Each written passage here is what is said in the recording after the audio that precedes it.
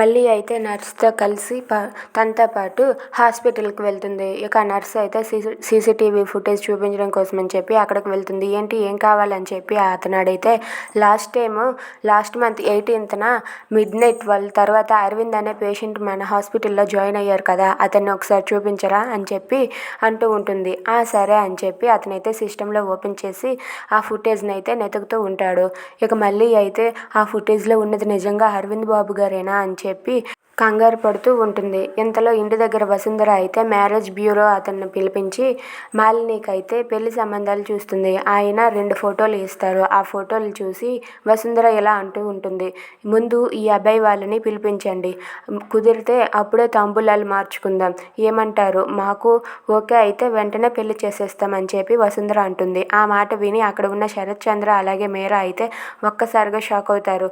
అసలు వసుంధర ఏం చేస్తుంది, మాలినికి రెండో పెళ్లి ఎందుకు అని చెప్పి వాళ్ళిద్దరూ అయితే వాళ్ళ మనసులో అనుకుంటారు. కానీ వసుంధర మాత్రం మాలినికి పెళ్లి చేసి తీరుతానని చెప్పి ఉంటుంది. If you like this video please subscribe.